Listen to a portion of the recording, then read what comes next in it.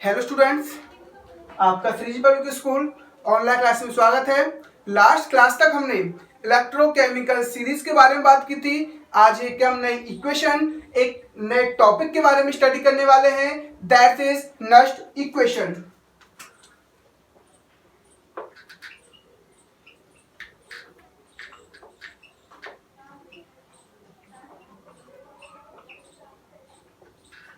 Nernst equation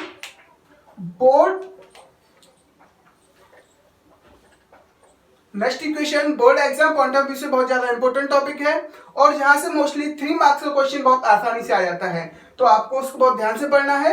अब हम बात करेंगे एक्चुअल में नस्ट इक्वेशन है क्या, उसकी बात करते हैं।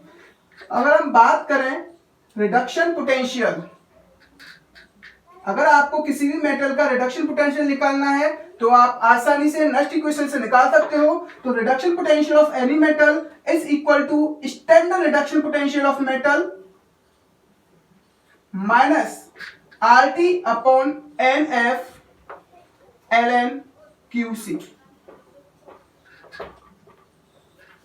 Eight 25 degree Celsius.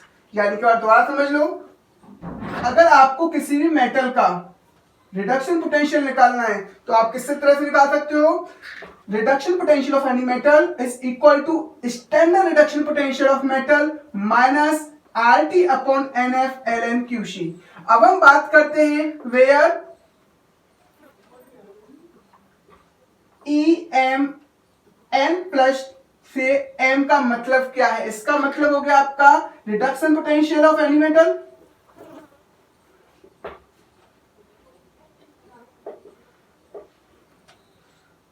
Of metal. अब इसका मतलब E not M N plus 2M, इसका मतलब क्या हो गया standard reduction potential, standard reduction potential of metal. अब आप जानते हो R क्या होता है आपका यूनिवर्सल कांस्टेंट।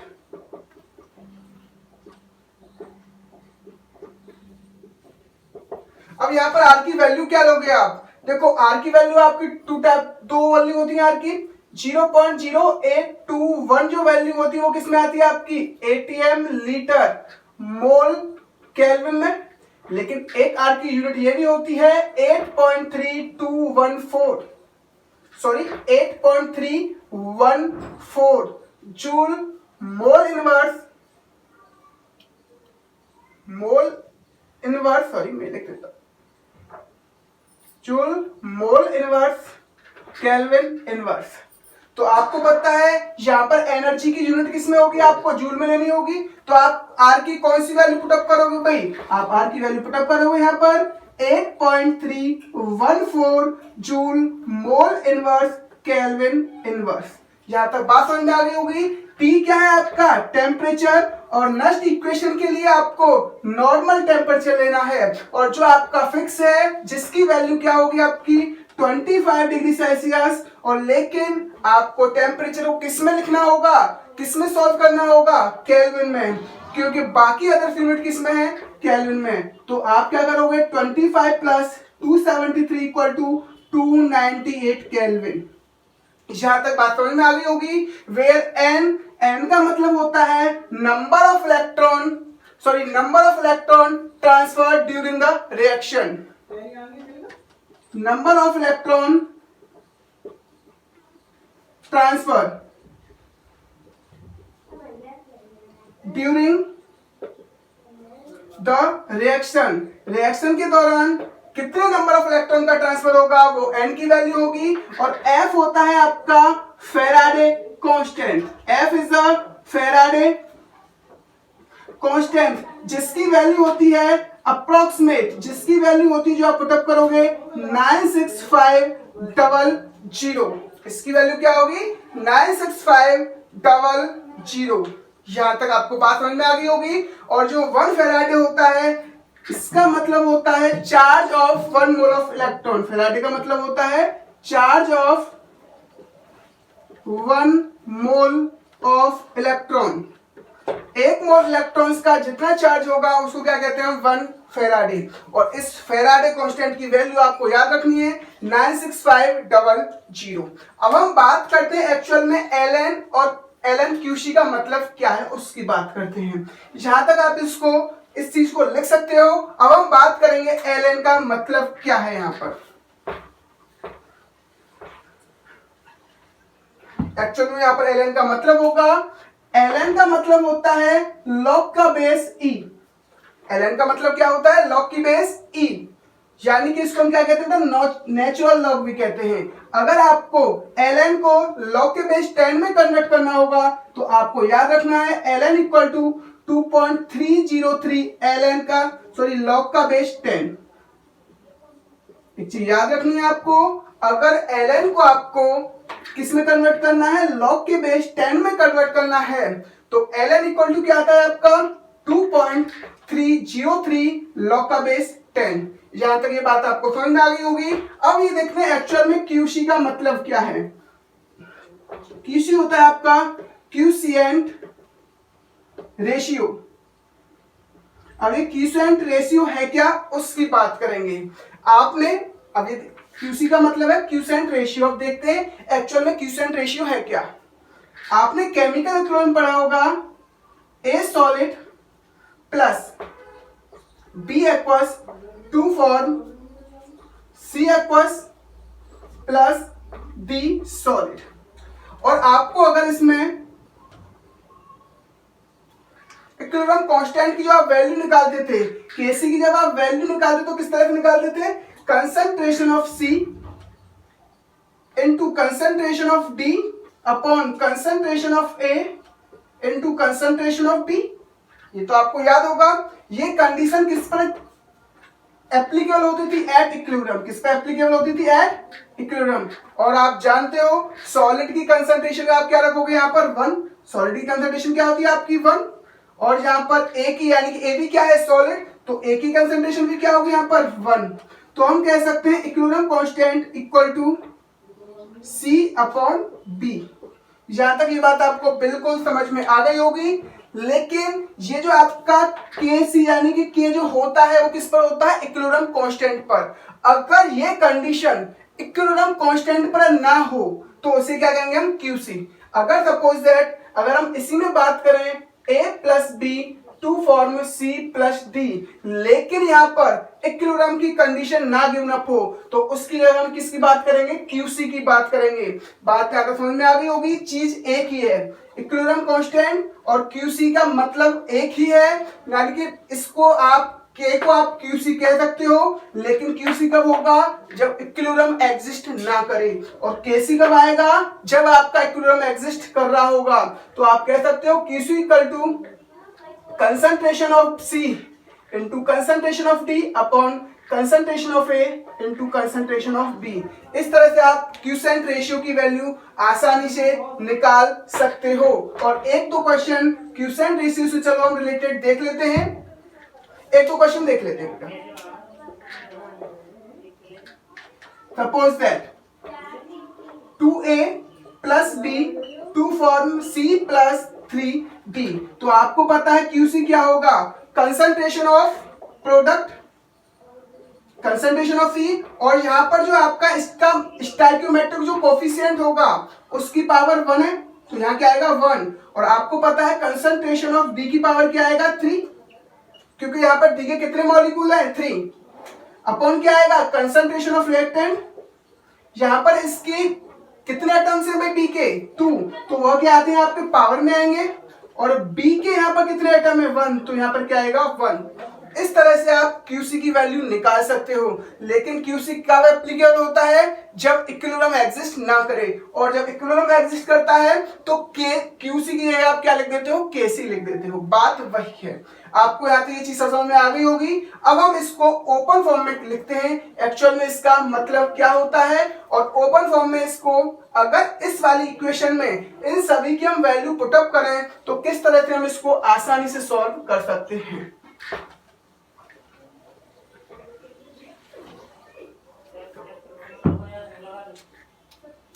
देखो सपोज दैट यहां पर जो इक्वेशन होगी वो क्या होगी आपकी, m n plus two accept n electron to form m solid, यही तो होगा। और यहाँ पर n प्लस क्या होगा आपका एक्वस फॉर्म में होगा, यही तो आपकी इक्वेशन होगी भाई इसकी। जब n प्लस आपका m में कन्वर्ट हो रहा होगा तो इसका मतलब है n plus accept n electron to form m solid.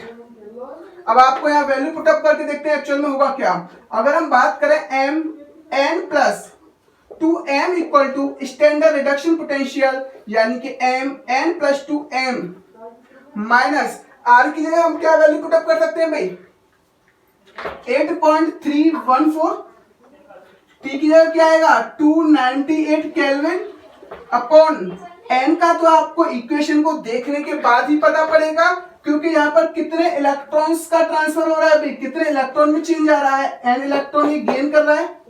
ये वाला जो n प्लस कितने इलेक्ट्रॉन गेन कर रहा है n, तो number of electron transfer during the reaction क्या आएगा आपका n, और n f क्या होता है आपका फैराडे कांस्टेंट, जिसकी वैल्यू होती है 96500। यहां तक बात आपको समझ में आ गई होगी। और आपको पता है ln को किस में कन्वर्ट करेंगे हम, लॉग का बेस 10 में, तो आपको पता है 2.303 l लॉग का बेस 10। यहां तक बात समझ में आ गई। और हम इस इक्वेशन का अगर क्यूसी निकालें तो किस तरह से निकालेंगे, आपको पता है ऊपर किसकी कंसंट्रेशन लेते हैं भाई हम, कंसंट्रेशन ऑफ प्रोडक्ट, और आपको पता है सॉलिड की कंसंट्रेशन क्या होती है 1 अपॉन कंसंट्रेशन ऑफ रिएक्टेंट, यानी कि mn प्लस की पावर क्या आएगी 1 ही आएगी। तो यहां हम लिख सकते हैं 1 अपॉन mn प्लस। यहां तक ये बात आपको समझ में आ गई होगी। अब हम इसको सॉल्व करने के बाद देखते हैं क्या आएगा, यानी कि reduction potential of cell equal to standard reduction potential of electrode equal to, अब इस वैल्यू को जब आप पुटअप करोगे इस पूरी कंडीशन को, तो आता है आपका 0.0591 अपॉन n लॉग का बेस 10 1 अपॉन mn प्लस।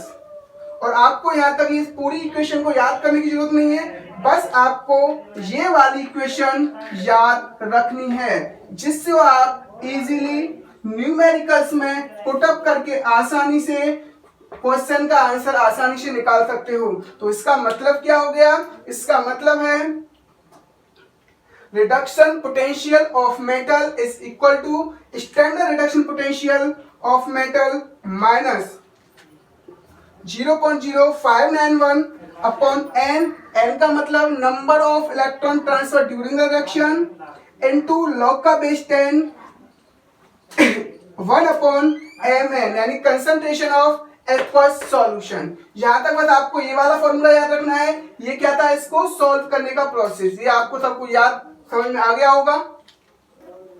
अगर हम बात करें तो जो आपको इक्वेशन याद रखनी है वो ये वाली याद रखनी है, और इसकी हेल्प से हम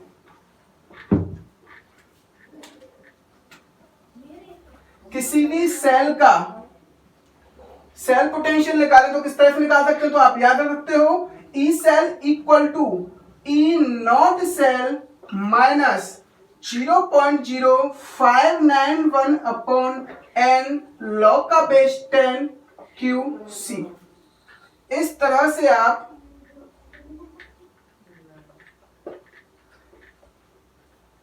किसी भी सेल का सेल पोटेंशियल निकाल सकते हो। तो आप याद रखना है cell potential of any chemical cell is equal to standard cell potential minus 0.0591 upon n log का बेस 10 QC। आपको बस इन दोनों फॉर्मूलों को याद रखना है, और जिससे आप इजीली आसानी से क्वेश्चन सॉल्व कर सकते हो। चलो इससे रिलेटेड एक तो क्वेश्चन हम सॉल्व कर लेते हैं। तो आपको ये दोनों वाले, यानी कि आपको ये दोनों फॉर्मूलों को याद रखना है। कौन कौन सा, अगर हम किसी भी हाफ सेल का यानी कि रिडक्शन पोटेंशियल निकालेंगे तो आपको याद रखना है equal to standard reduction potential minus 0.0591 upon n log का base 10 1 upon concentration of mn plus.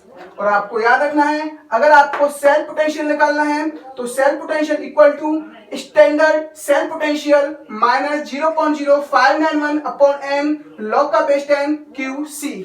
जहां तक आपको समझ में आ गया होगा। और अब हम इससे रिलेटेड कुछ क्वेश्चंस देखते हैं।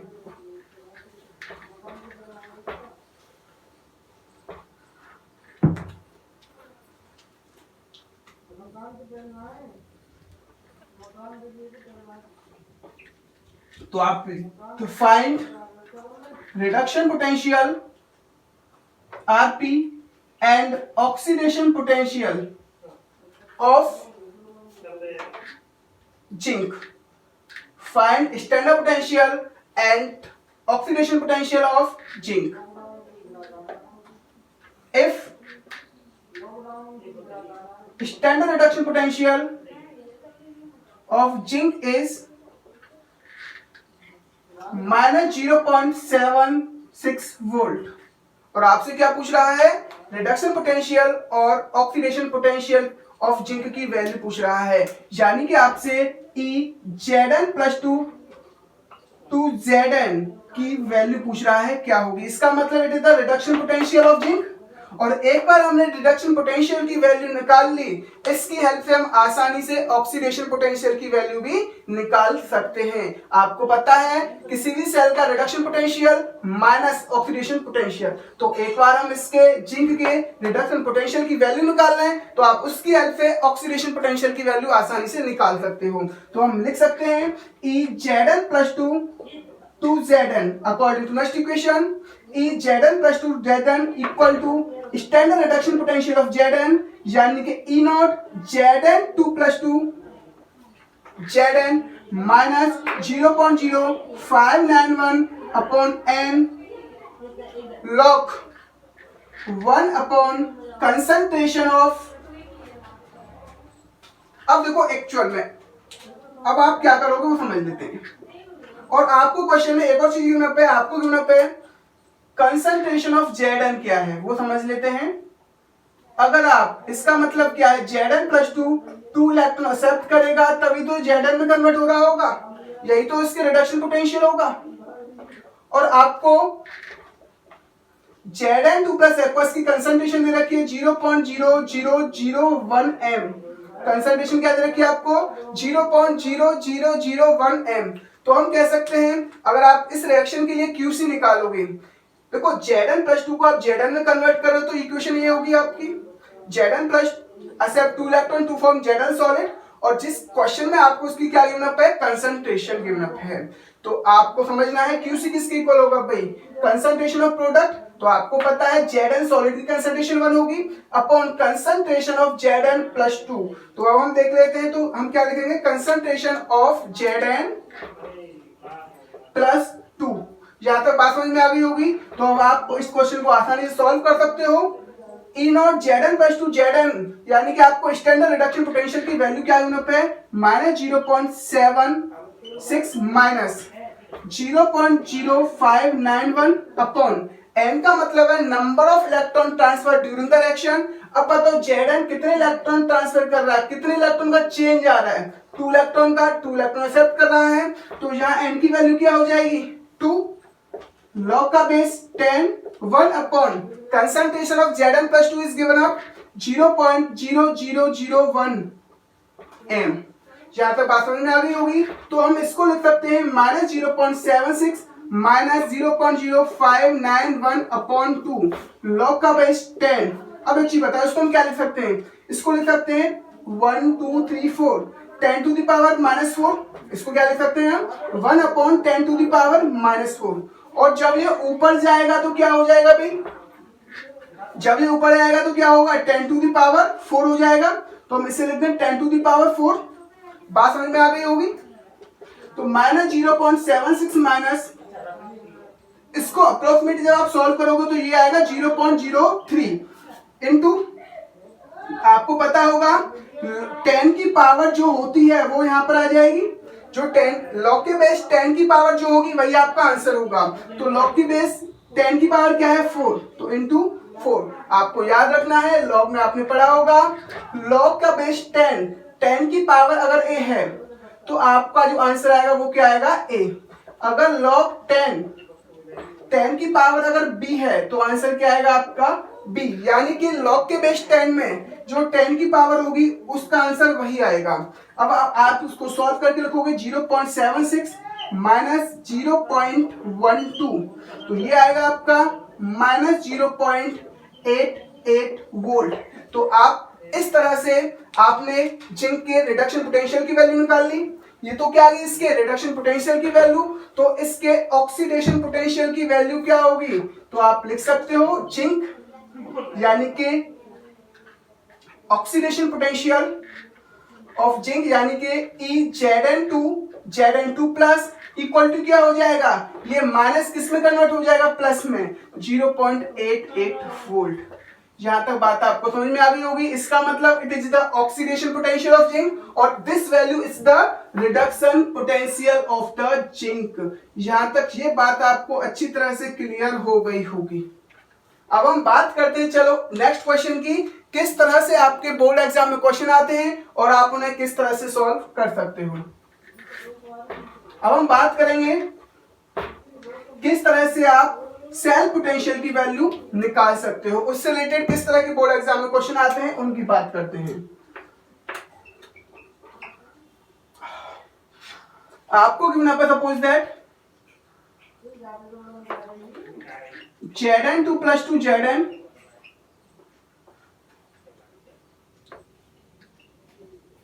लिखवा लेते हैं दोबारा से, Zn2 plus aqueous to Zn solid, बीच में सॉल्ट फेज, हमने जिंक कॉपर सेल ले लिया। सॉरी दोबारा से लिख लेता हूं उसको मैं,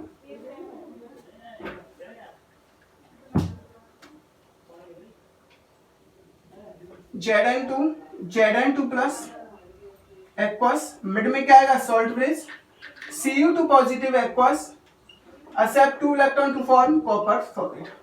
और आपको इन दोनों की कंसंट्रेशन गिवन पे, इसकी कंसंट्रेशन दे रखी है 0.001 और आपको इसकी कंसंट्रेशन दे रखी है 0.01 m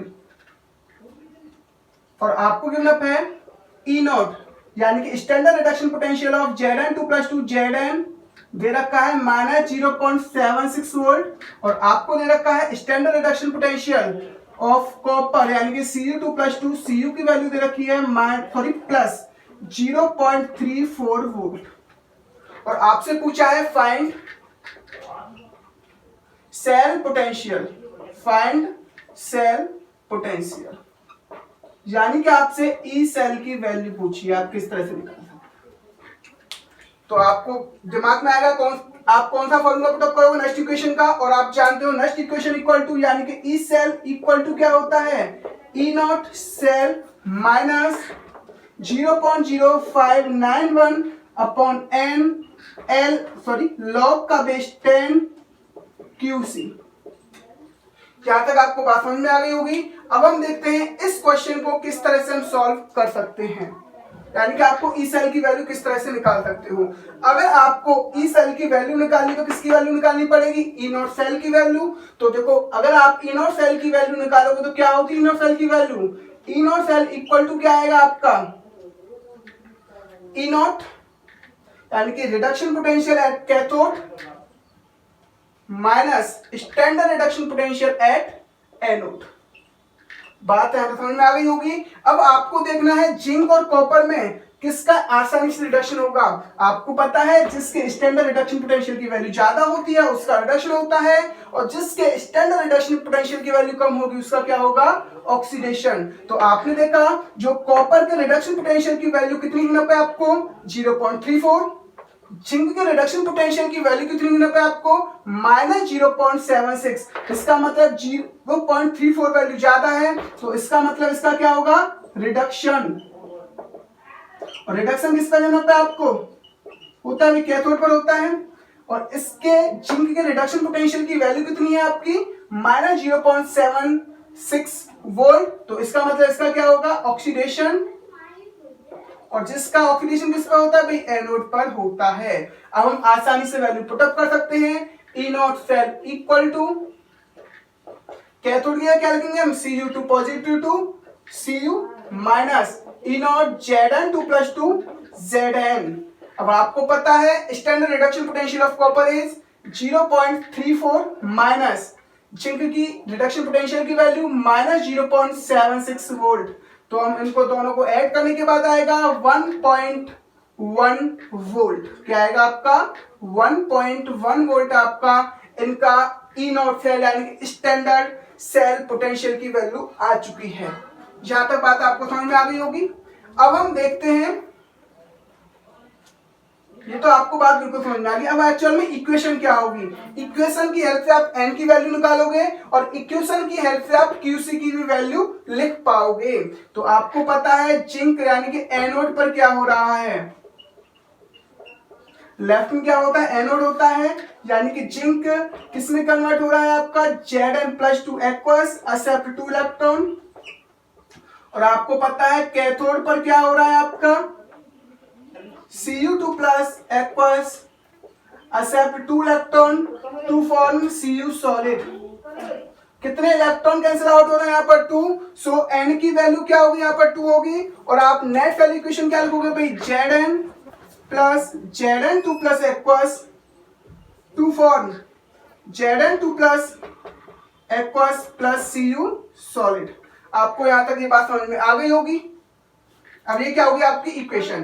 तो यहां पर क्यूसी की वैल्यू क्या होने वाली है वो बताओ भाई, कंसंट्रेशन ऑफ, इसका मतलब concentration of product upon concentration of reactant. तो आपको पता है कोई भी आपका कोई भी मेटल आपका सॉलिड में है तो उसकी कंसंट्रेशन क्या होती है 1। तो हम बात करेंगे कंसंट्रेशन ऑफ Zn+2 और पावर क्या आएगी 1, क्योंकि Zn+2 का कितना मॉलिक्यूल है यहाँ पर 1 अपॉन Zn किस में है आपका सॉलिड में है और जो Cu2 प्लस है वो एक्वस में है। तो कंसंट्रेशन ऑफ Cu2 प्लस, यहाँ तक बात समझ में आ गई होगी। ये क्या किसकी वैल्यू होगी क्यूसी की, और यहां से एन की वैल्यू कितनी निकल के आई आपकी 2। अब हम इनकी वैल्यू को आसानी से इस क्वेश्चन में पुटअप करके आंसर निकाल सकते हैं। तो आपको एक चीज याद रखनी है, इस तरह क्वेश्चन को सॉल्व करने के लिए आपको नेट सेल इक्वेशन लिखनी है और इसकी हेल्प से आप क्यूसी की वैल्यू निकालोगे और ई नॉट सेल की वैल्यू निकाल के आसानी से पुटअप करोगे। ऐसा नहीं डायरेक्ट वैल्यू पुटअप कर दी, पहले आप ई नॉट सेल और नेट सेल इक्वेशन निकालोगे जिसकी हेल्प से आप एन की वैल्यू भी निकाल पाओगे और इन वैल्यूज को आसानी से इस इक्वेशन में आप पुट कर सकते हो। तो E cell equal to E naught cell की वैल्यू क्या आ गई आपकी 1.1 वोल्ट माइनस 0.0591 अपॉन एन कितना है आपका 2 इनटू लॉग का बेस 10।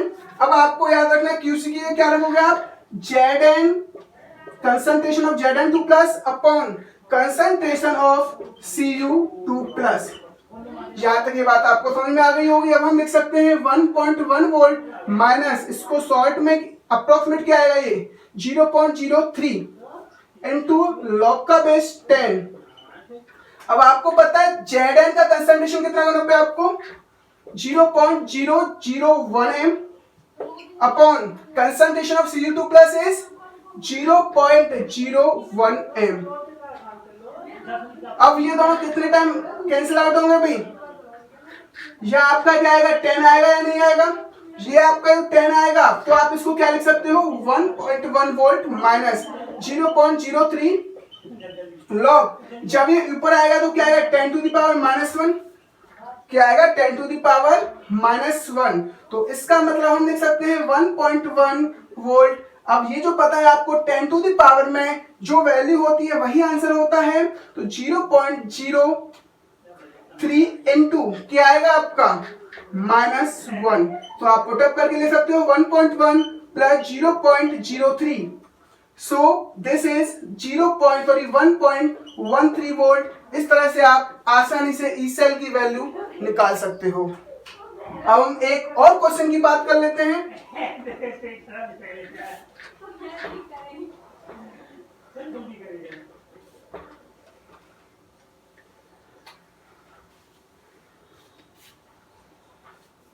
चलो एक और क्वेश्चन, ठीक है।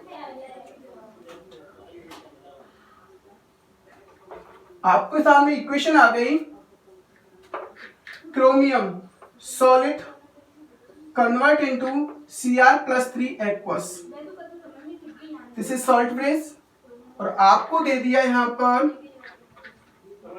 चलो कॉपर ही मान लेते हैं हम, Cu2 plus aqueous accept 2 electron to form Cu solid, और आपको इसकी कंसंट्रेशन गिवन अप दे 10 to the power -3 volt, sorry m, और इसकी कंसंट्रेशन दे दी आपको 10 टू द पावर -2 m। बात समझ में आ गई। अब हम आपको गिवन अप है E नॉट, यानी standard reduction potential of Cr3 plus to Cr equal to -0.74 volt, और standard reduction potential of copper यानी कि Cu2 plus to Cu is 0.34 volt. और क्या पूछ रहा है आपसे, find E cell, standard reduction यानी कि सेल पोटेंशियल की आपसे वैल्यू पूछ रहा है। तो आपको क्या करना है, कौन सा फॉर्मूला अप्लाई करोगे नेक्स्ट इक्वेशन का, यानी कि E cell equal to E naught cell minus 0.0591 upon n log QC। यहां तक बात समझ में आ गई होगी, लेकिन इसमें वैल्यू पुटअप करने से पहले आपको ई नॉट सेल की वैल्यू निकालनी है, n की वैल्यू निकालनी है, QC की भी वैल्यू निकालनी है। अब हम देखते हैं किस तरह से इनकी वैल्यू निकाल सकते हैं। तो आपको पता है E naught cell equal to क्या होगा, यहाँ पर E naught cathode minus E naught anode. आपको पता है यहाँ पर दोनों के स्टैंडर्ड रिडक्शन पोटेंशियल की वैल्यू गिवन पे, आपको जिसके स्टैंडर्ड रिडक्शन पोटेंशियल की वैल्यू ज्यादा होगी उसका तो रिडक्शन होगा, यानी कि इसका क्या हो रहा होगा, आपको रिडक्शन हो रहा है, और दूसरे वाले का क्या हो रहा है, आपका ऑक्सीडेशन। और आपको पता है रिडक्शन किस पे होता है, आपका कैथोड पर, ऑक्सीडेशन किस पे होता है, आपका एनोड पर। तो आप इजीली लिख सकते हो इसको, E naught cell equal to E naught cathode पे कौन आएगा, आपका कॉपर, यानी कि Cu2 plus to Cu minus E naught यानी कि Cr प्लस 3 टू Cr। यहां तक बात समझ में आ गई। सो ई नॉट सेल इक्वल टू, इसकी वैल्यू कितनी है आपको 0.34 माइनस कितना आएगा 0.74। सो 0.34 प्लस 0.74, सो हम लिख सकते हैं 1.08 वोल्ट। वैल्यू क्या आ गई आपकी 1.08 वोल्ट। यहां तक आपकी ई नॉट सेल की वैल्यू आ गई। अब आपको नेट सेल बतानी है, नेट सेल इक्वेशन होगी क्या। तो आप देखो एनोड पर क्या होने वाला है, यानी कि Cr सॉलिड किस में कन्वर्ट हो रहा है, आपका Cr3 प्लस एक्वस में। तो कितने इलेक्ट्रॉन आएंगे यहाँ पर 3 इलेक्ट्रॉन। और आपको पता है कैथोड पर क्या होगा, यहाँ बताओ, कैथोड पर Cu2 plus aqueous 2 electron accept करेगा और वो Cu सॉलिड में आसानी से कन्वर्ट हो जाएगा। अब आपको देखना है यहाँ पर कितने इलेक्ट्रॉन कैंसिल आउट होंगे भाई, यहाँ पर इलेक्ट्रॉन है 3, यहाँ पर इलेक्ट्रॉन है 2, तो ये तो कैंसिल आउट नहीं हो सकते। तो आपको यहाँ पर कुछ इंटू करना पड़ेगा, यहाँ पर आप 2 का इंटू करोगे, यहाँ पर आप 3 का इंटू करोगे। अब देखो ये एक्चुअल में कितने इलेक्ट्रॉन हो जाएंगे, ये आपके 6 इलेक्ट्रॉन हो जाएंगे, ये भी आप कितने इलेक्ट्रॉन हो जाएंगे 6 electron. 6 electron 6 electron cancel out. अब यहाँ क्या आ जाएगा आपका 2 आ जाएगा, यहाँ क्या आ जाएगा 2, यहाँ 3 का इंटू किया तो यहाँ क्या आएगा 3, यहाँ भी क्या आ जाएगा आपका 3 आ जाएगा। तो अब एक्चुअल में इक्वेशन क्या आएगी, वो आएगी 2Cr solid plus 3Cu2 plus aqueous 2Cr plus 3 aqueous plus 3Cu solid. आपकी ये इक्वेशन यहां तक निकल के आ चुकी है। अब आपको किसकी वैल्यू निकालनी है, n की वैल्यू कितनी आ गई, कितने इलेक्ट्रॉन कैंसिल आउट हो रहे हैं यहाँ पर 6। तो n की वैल्यू यहाँ की क्या आ गई आपकी 6 आ गई। लेकिन अब आपको देखना है QC की क्या वैल्यू होगी। तो आपको पता है QC इक्वल टू क्या होता है भाई, concentration of product upon concentration of reactant. बात समझ में आ रही है। तो यहाँ पर देखो प्रोडक्ट Cu सॉलिड की तो कंसंट्रेशन 1 होगी, लेकिन Cr एक्वस यानी कि Cr3 प्लस की कंसंट्रेशन लेनी पड़ेगी, Cr+3। अब देखो यहाँ पर आपके Cr+3 के कितने एटम्स हैं, यानी कि Cr+3 की स्टोइकियोमेट्री कितनी है 2। तो इसकी पावर क्या आ जाएगी आपकी 2 आ जाएगी अपॉन कंसंट्रेशन ऑफ रिएक्टेंट। आपको पता है Cr सॉलिड की कंसंट्रेशन क्या होती है 1 होगी, और कॉपर 2 प्लस कि आपको कंसंट्रेशन लेनी पड़ेगी क्योंकि एक्वस फॉर्म में है, तो इसकी पावर क्या आएगी भाई, आपकी 3 आएगी, क्योंकि 3 क्या है, आपकी स्टोइकियोमेट्री है। अब आपने यहाँ से क्यूसी की वैल्यू निकाली है। अब आप इन वैल्यू को आसानी से इस इक्वेशन में पुटअप करके आंसर निकाल सकते हो। तो आपको पता है ई नॉट सेल की वैल्यू कितनी आई है हमारी, 1.08 वोल्ट माइनस 0.0591 अपॉन 6, एन की वैल्यू क्या आई है 6, लॉग इक्वल टू लॉग की बेस 10, क्यूसी इक्वल टू क्या है आपका सी आर प्लस 3 की power 2 upon C U plus 2 की पावर 3।